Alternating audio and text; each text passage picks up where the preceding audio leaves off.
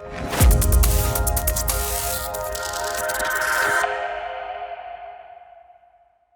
you for doing this interview, sir.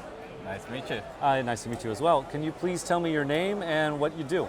Okay, my name is Terry Tomonaga, and I'm a founder of 8ships and co-founder of Sakazuki project from the Center Group.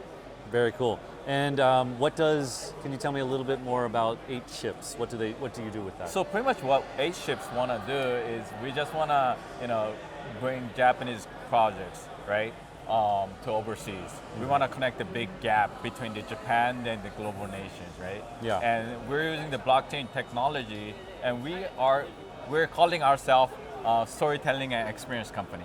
Oh, cool. Yeah, because I really think Web3 technology is awesome, but the people to people storytelling is missing. And pretty much that's what you guys do too, but yeah, that's what we're trying to do. No, I understand. Yeah, that makes sense. I mean, crypto, Web3 up to this point has been kind of very engineering, technology focused. Yeah. And that aspect, storytelling or creativity, is probably lacking. Yeah, I really think so. Like, obviously in this Web3 space to grow and, bring more masses, you need just normal people that, be involved. And like I always tell everybody that like nobody knows about your CPU or like how fast your memory is. Your mom or your dad doesn't care about the iPhone, right? Of course. It just has to work. It just has to connect. So yeah, that's how it is. Well, nerds like me care, but yeah, most people. No, I care. No, I care too. Most people, you're right, 100%. Yeah, most people doesn't. My mom doesn't care. Yeah. And she shows me her expensive phone. I was like, oh, it's got the A15 chip. Yep, yeah, that's cool. right. That's right. So now we're in Japan, and I live in Japan, and you're half Japanese, so we understand this, I guess, particular problem or situation in Japan very well. But could you, for the people listening, could you elaborate on kind of what problem you're addressing in Japan a little more? Again, this is not only Web3 issue, I think. I agree. Japan, it's a cultural thing, I think. I always call Japan is they're best at defense, and States are they're best at offense. So Japanese, as a lot of people love culture, craft, product, IP, everything. But Japanese people, they're not really good at speaking out, marketing, branding, So that's been happening for a while. A lot of people are surprised that Japanese, they don't speak English well, right? They're not really innovative too. They still use fax machine, So there's a big gap between the global market and Japanese market. And again, with Japanese population declining, and Web3 technology coming, I think is the best time to, use this technology to showcase what Japan has to offer, And that's what we're trying to do. Yeah. Also, I think, obviously, manga, anime, incredibly popular all over the world, but still, even to this day, can be a little hard to get a hold of. To be in that, what's it called, native environment, if you want to buy or and I've talked to the audio publishing company too, and they have their problem. Again, their business is booming, but when you talk to the creator, actual mangaka, actual programmer, actual people who's making it, they should be probably making 100x or something. And when I talk to these actual creators, they're not doing it for money, right? So they don't really ask something. And I'm saying, hey, do it for next generation. If you don't want the money, let's make a smart contract that donates all your proceeding to the education. And let's, one thing, we're living in the great space, right? We have a best game, manga, I read every day. But what about next generation? And we hear story about this foreign company buying out the whole animation studio, whole manga, creators, and they're hiring right and left because it's too cheap. I really think Japan's most undervalued stuff, it's not a whiskey, it's not the craft, I think it's the people, And if we can use the blockchain technology to empower those people, that will be amazing, So we're trying to do what we think, they should be getting what they're worth, right? So yeah. Yeah, I've never thought of it like that, but absolutely, that's 100% right. I'm sure. I mean, you live in Japan. Everyone kind of knows someone who's an animator Yeah. or works for a gaming studio, and friends with them, and then you talk with them about how much they make or the trials and tribulations that they have to go through. It's crazy, It's right? crazy. Yeah, it's crazy yeah, for yeah. the level of talent that they have. Yeah. I mean, it's amazing. Yeah, it's super undervalued. And one thing I say to Japanese company brand and also everybody is, I think Japanese people are the number one people that undervaluing themselves. Because everything we Japanese people keep everything in a high standard. That's like expected from everybody, right? It is. And yeah. when I go back to the States and find out the fucking train doesn't come in like 20 minutes, and we're like, oh shit, that's normal, right? And like the standard, and you have to tip these services. Tipping. Yeah, and you're like, everything in Japan is like, that's the expectation Japanese people have. But I really want Japanese people to be appreciative about their own culture, what they're doing, and be confident and value themselves high. And if they don't want to take money, it's okay too. It's their value, what they want to do. But again, when you think about the next generation and preserving the culture, I think if we can use this technology in the right way, I think that's the best way we can use it. Yeah. I was so excited to see your booth here and learn a bit about your company and what they're doing, because obviously I live here and I 100% agree with you. And Are you sure? I want to know about what you don't agree with me. Well, But, no. yeah. I mean, I agree that Japan and Japanese products, art, creativity, all this is very undervalued. I mean, Yeah. You can look at some things like cars maybe and stuff like that. That's probably fairly Yeah. valued. But yeah, this kind of like major part of the Japanese world and then globally is undervalued. So No, let's yeah. look at a specific example though. Can you give me an example of a project that your company's working on? So I'm a co-founder of Sakazuki, which is the project from Santori Group. And again, I didn't know that Santori is a pretty big, well-known company as a whiskey brand. And I really didn't know because I don't drink whiskey. But What a shame. no, but what we're trying to do is really unique. Another founder, Charlie, his name is actually everybody calls him Highball Charlie, father of Highball, right? Highball So- Chari-san. Yeah. And great thing about Charlie was, I'm probably one of the top few people who spent a lot of money on NFTs back in the day. So many companies were contacting us. They wanted to know about the U.S. market. And Charlie lived in Chicago for 6 years. So he knew there's a market, and he was the one who went to the States and he spread the highball there too. Oh, really? Yeah, I didn't so know not that. only in Japan, but he went to States and he did that too. So he was all about hey, you want to bring something global. So he was probably talking to every single marketing agency, big ass marketing agency in Japan, as you know, right? And I think, but he decided to work with me because again, the concept of hey, we want to go global first, and we want to bring not only Santori. So we're not a selling platform for alcohol. Right. We want to bring hidden gems of Japan. So we want to unlock the hidden gems, Yeah. right? Which is other craftsmen in Japan. Right. Right, of course. That's the thing. We want to create more like a platform. And again, Santori they don't really need that make money or something. They're making pretty, Yeah. so they just want to give the opportunity. And it's crazy that, it's a family-owned company. So owner and everybody's on board. They really want to preserve this culture from Right. Japan and everything. Yeah. So what does sorry, what is the name? Sakazuki. Sakazuki. Yeah. What are you doing? Can you how Yes. how are you expressing this So desire? Sakazuki is a membership platform. Okay. It's really, really simple. So we think Web3 is not something, it's an innovative technology, but we're not trying to do something new, So we always think, hey, there's how can we make, we had a letter that became email. It became so much more convenient, right?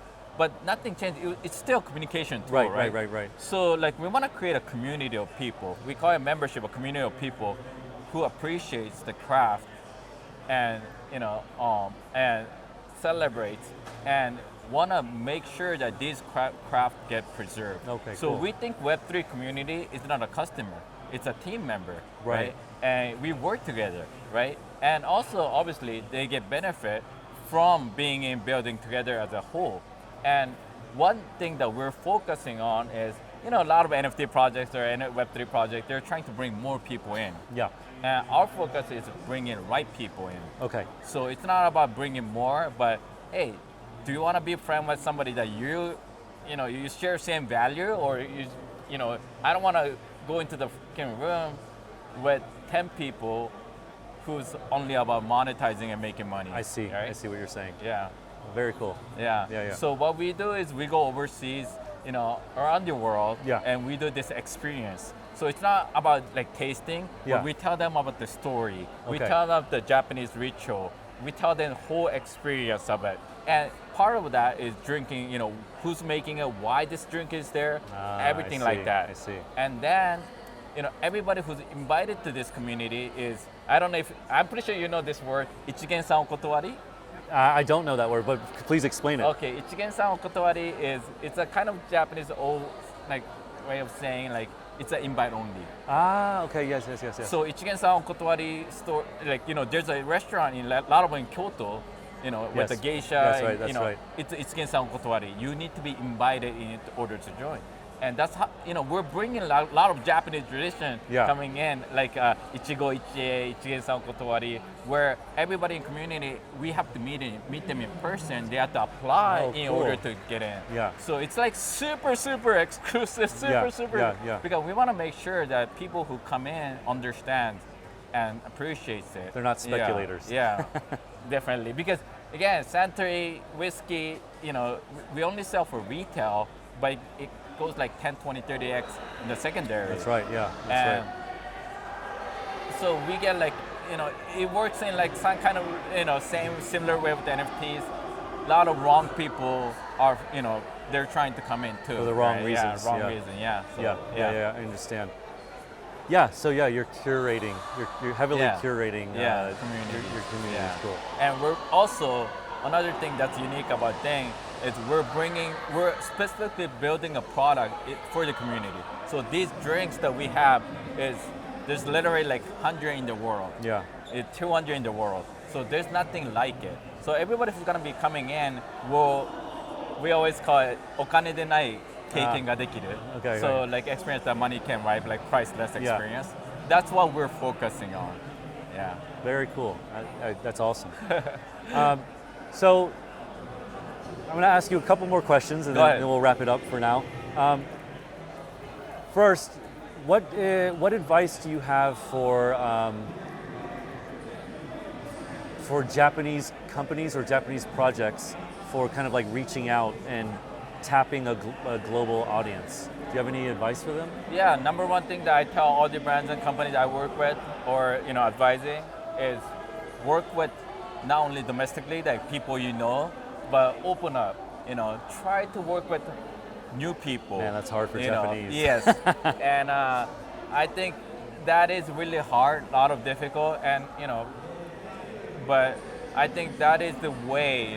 Try to don't just pick domestic partner, and I don't mind company that's focusing on domestic market, but I think you have to build a product from the global first, and import back to Japan and start in Japan. Yeah. But if you start in Japan, if you're tailored to Japanese people only, it's really difficult to go outside from there. Oh, interesting. So, K-pop is doing great. Koreans That's are right, great that's right, marketing. that's right. And I'm telling all the Japanese people, I know you guys have a great product and service, but try to learn from other people as well. Interesting. Yeah, I got that. And then my last question would be, if you're like one of these people in the global audience that loves Japanese products but has trouble, I guess, kind of getting into that community or tapping that experience, because I know a lot of my friends who are like major otakus in America, they complain about still, even today in 2024, getting such and such statue from such and such artist or this, that, and the other is still difficult. Yeah. So how do you have any advice for people who want to be more in, or to be more of a part of the Japanese experience or community? Hey, join A-Ships as a community. But again, we're doing a lot of with the Sakazuki real experience. Like and we're partnering up everywhere we go. We partner with a lot of projects or community. So, if you're in some kind of community that yourself, and I'm pretty sure a lot of people are in some kind of community, right? In Web3 space, then tell them to work with us, reach out to us.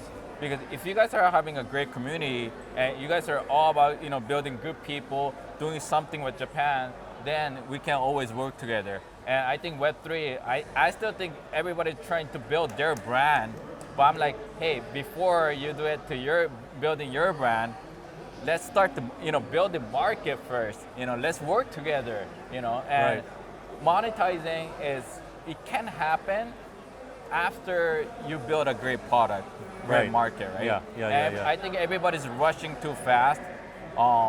So hey, I really think people should focus on relationship first. And one of the best way to do it is over a great drink, right? That's true. That's one thing that we can provide as a Sakazuki. A-Ships has a great community of people. A-Ship is one of the unique projects that we've been doing for 2.5 years.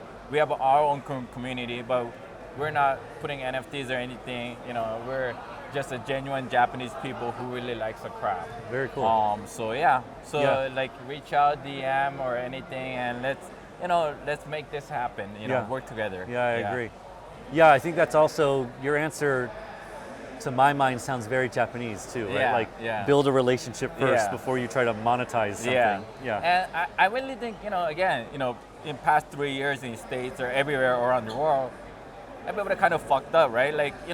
Let's learn from that. Why are we doing the same thing? And if you're, I love day trading. I love those kind of, I collect basketball cards. I know the culture there too, but if you're building something, real community, that's gonna be lasting for 5-10 years, then learn from Japan. Japanese people are good at it.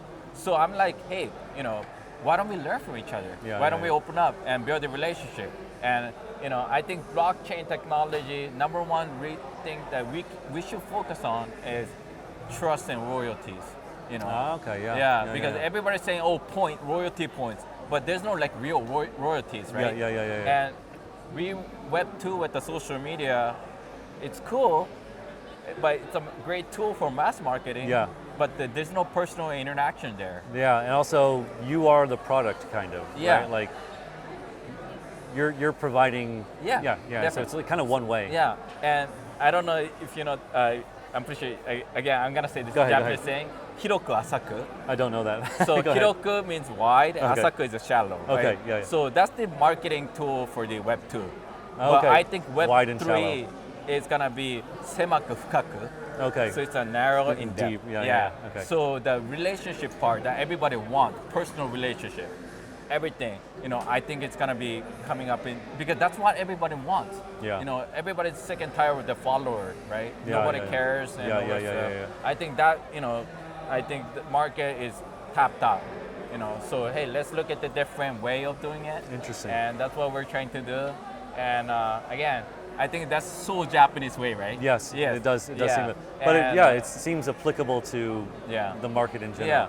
So that's what we're trying to bring. So we're just reviving all the Japanese culture and tradition, bringing back. So hey, hopefully, what we're trying to do, we can connect great people all over the world.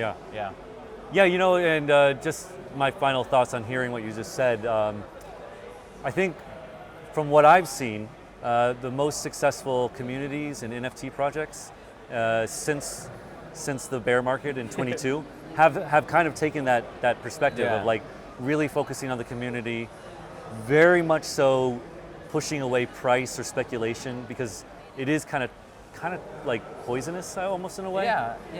Especially before the community is fully resolved and strong. I think that's a winning. It sounds like a winning solution. I totally think so. I think if people don't want to leave the community, the price gonna always go up, right? And that's right. That's right. And I don't mind people monetizing anything. They have they have their personal stuff. But again, let's focus on building a great community that nobody want to leave. And again, that's how Japanese kind of do it, right? And we're bringing that Japanese culture, everything into the blockchain. and building from the scratch, and hopefully, you know, people who love that kind of thinking, you know, will be part of our community. And if you know, again, I'm not demonizing other people. If they want to make money trading meme coin, that's fine with I like me making too. money, but I understand exactly what you're saying. Yeah. All right, well, thank you very much. Okay, I appreciate it. Thank you so much.